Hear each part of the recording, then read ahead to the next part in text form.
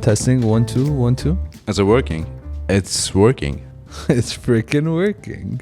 Welcome to this new episode of JustReal, and with you, Ali Kazma, real estate consultant in the Dubai real estate market, and with me, Ahmad Didi, I'm a property consultant for the past couple of years in Dubai's real estate market.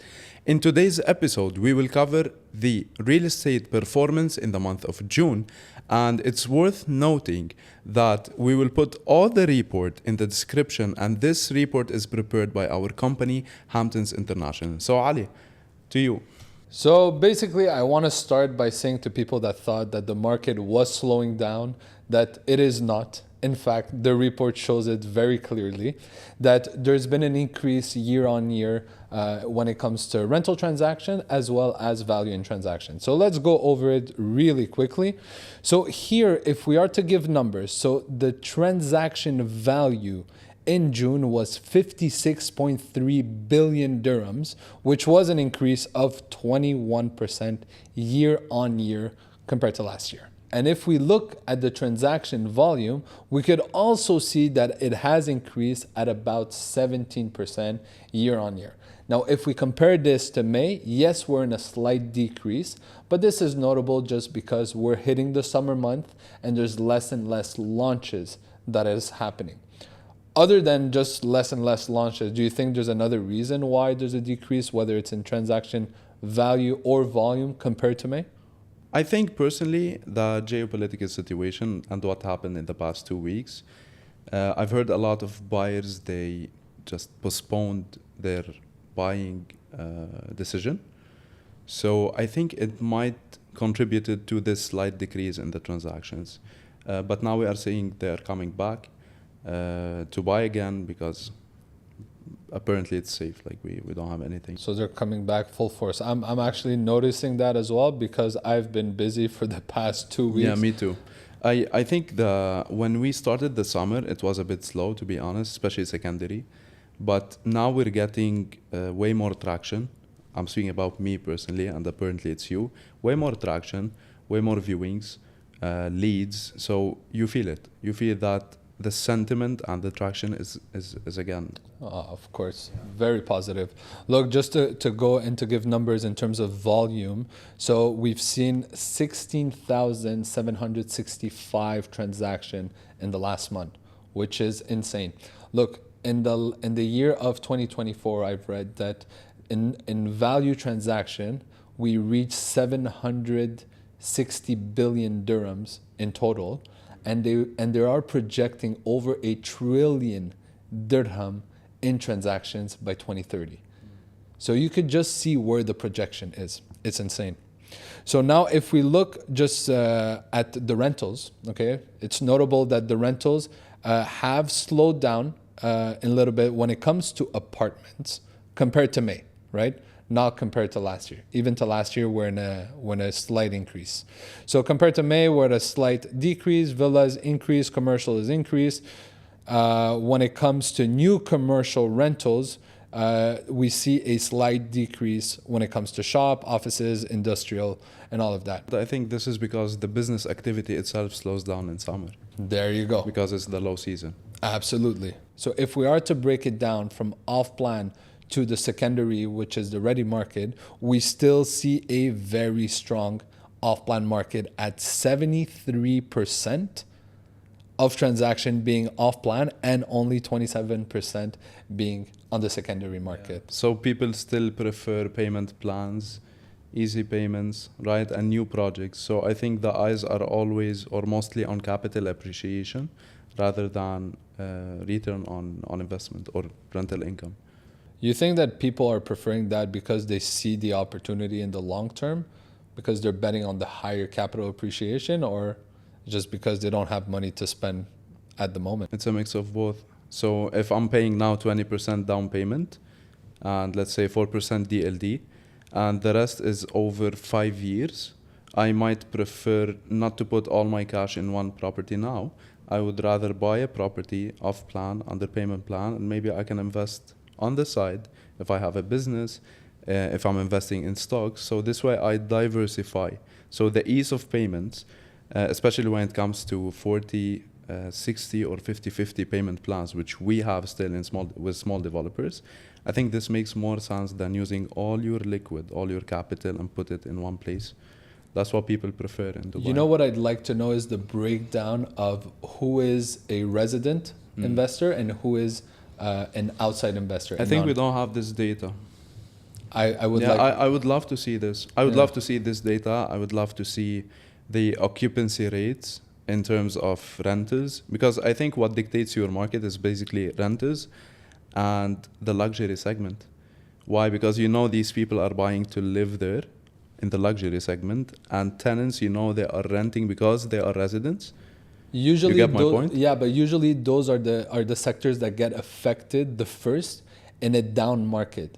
So if we see the luxury market still booming and the rentals still increasing, then that means we're still in a bullish market, a market that's going That's up. it, 100%. So this is I think, a better indicator of what's happening than off-plan transactions, because as you said at first, the one of the reasons why we see a slight decrease in transactions is we have a lower supply.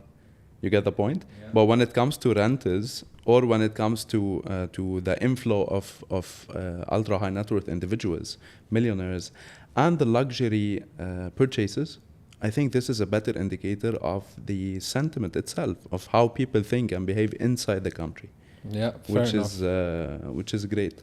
Absolutely. Let's look at the top performing areas in the off-plan sales again, and it will always be, I think, JVC top one. JVC is crazy. JVC is anyways, we all have our opinion on JVC. Dubai, you have in second place Dubai Investment Park. Then after that, you have Uptown Motor City, which is upcoming. There's a lot of project in that part. I like Motor City. It's beautiful. Yeah. I go to the gym there. I think it's which gym? I go to Gym Nation. Advertisement. Yeah, that's which gym? It's a non-promotional. Let them pay us. Let them pay us. Yalla, Gym Nation. Gym Nation. Yeah, but it's overcrowded, and they've been telling us for the past year that they took over the second floor and they're gonna do an extension of the gym, which is still under the process, and I think rumors. So go to the website, write the code Kazma, and then you get 10%. You will not get anything. They will probably charge you more than the membership is. But no, seriously, Motor City is great. I think it's underrated. It's an underrated area. Yeah. Not much people think about it when it comes to buying there, but I think tenants there are happy in Motor City. They stay there for a long time. Yeah. In fourth place, you have the Mac Island City, and in last place, fifth place, you have Business Bay. Now, for the secondary sales, again, you have in first place JVC, which is first. Then you have Business Bay, Dubai Marina. Fourth place, you have Downtown Dubai. And finally, you have DIFC in fifth place, which came up. It wasn't there in last month. In the secondary market. Why? I don't know. Maybe more people are selling in the area of DIFC.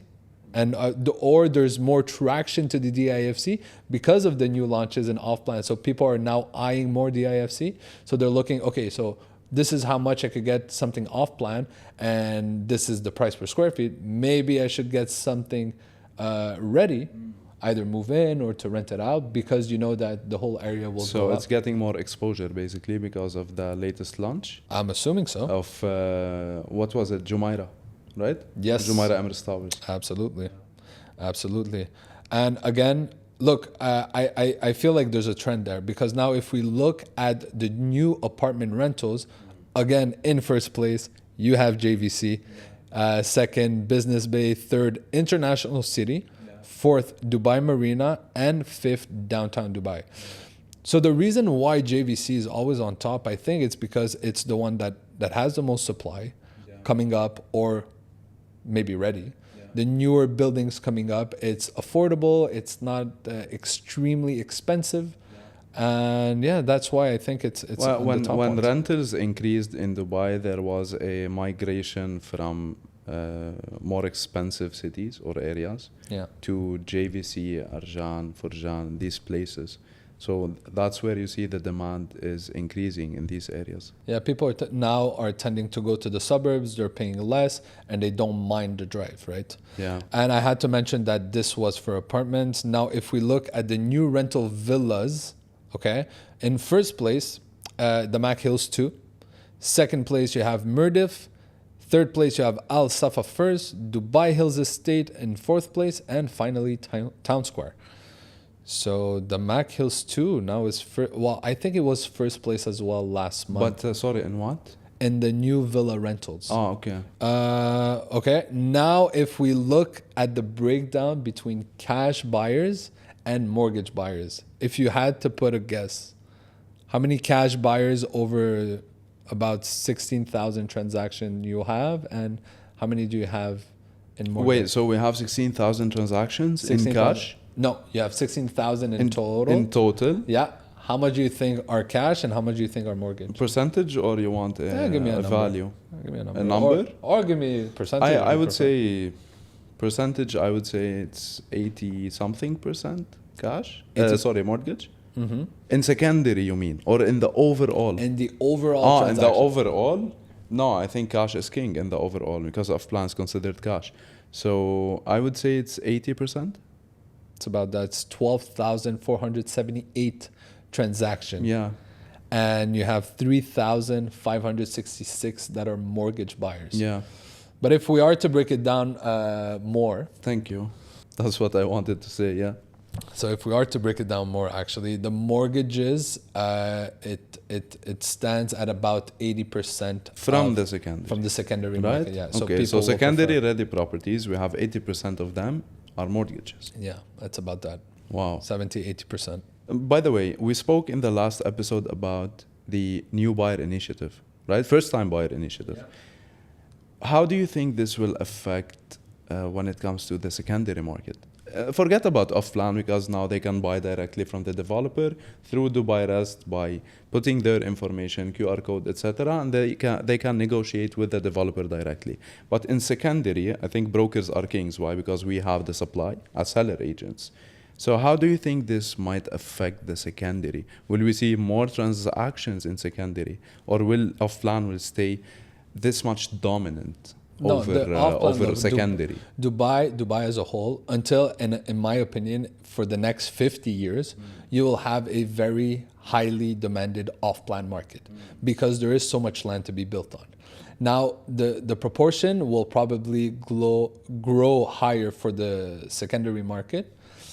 And for the first-time buyers, it's a nice initiative, like we said, about from the Dubai Land Department, because if I'm not mistaken, they're giving preferential rates to the new buyers.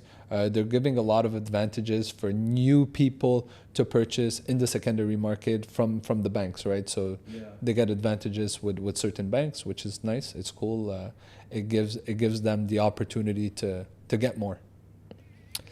Now, if we are to talk a little bit about the new projects that will hand over in July, so next month, what I could see here, you have in Al Wasl, it's called Myrtle at City Walk by Miras. You have a couple of apartments that are going to hand over. In Dubai Internet City as well, apartments mainly. Arabian Ranches, you have villas, townhouses that will hand over for next month. And this project is June 1, so keep an eye on June 1. Then you have Arjan, obviously. Downtown, you have the residences, Burj Khalifa. All right, they're going to be handing over 3, 4, 5, and 5+ bedroom. Yeah, you know this project? To be honest, I have no clue about this project. This project was, its name was Apex Tower. Yeah. It was commercial. Yeah.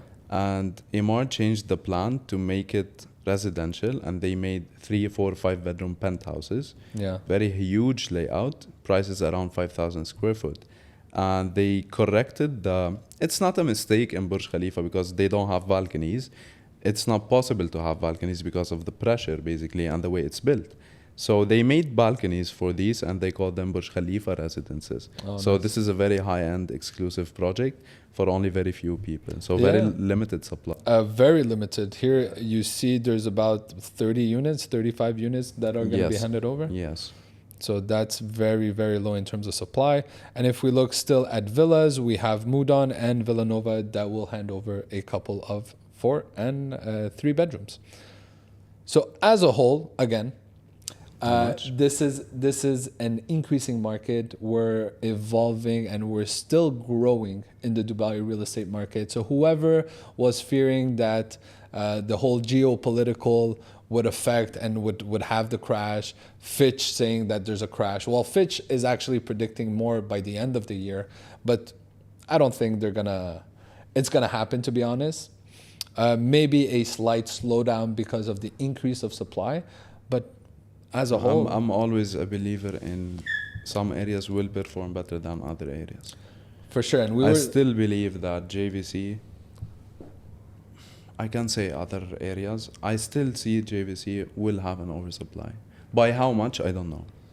Depends on the demand as well, right? Because you Exactly. cannot control. You know the supply. Yeah. You can control the That's supply because you're developing as a government or as developers. Yeah. But you cannot control the demand. That's it. So the known variable is the supply. We know it's coming up. Yes. The unknown variable is Is the the demand. demand. But So- they're doing so many things to increase that demand, Absolutely. right? Yes. And that's how you try to influence the demand, right? By being smart, by doing initiatives, rules and regulations, ease of payments, mortgages, etc. First time buyer program to increase, hopefully, the demand. But will this increase in demand meet the supply? That's the question. So I still believe that some areas will not get affected. I see it. We can even feel it. Sometimes not everything is quantitative. Some of the work, some of the data is qualitative, right? We see the demand. We receive calls for these projects. We have stock in some projects in certain areas, and we see that people are keen to buy there. And even I'm assuming you're a Dubai Hills specialist, for example. Some of the projects in Dubai Hills, I'm sure they don't even have supply. Am I right? Yeah. There's some projects, some buildings. You have 2 1-bedrooms and a 8-building complex for sale. And I'm speaking about Mulberry, Yes. You see? for example. Yes. So now if I want to buy something there, I have to pay a premium. Of course. Of course. Look, again, there's the areas where there's a full ecosystem running, which is a full community with malls, with parks, with all the amenities and facilities.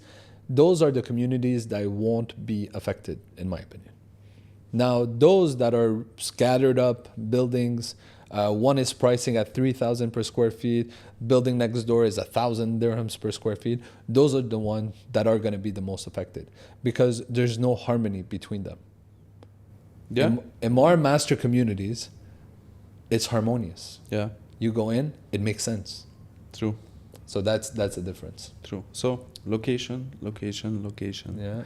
Thank you everyone for watching this episode from JustReal.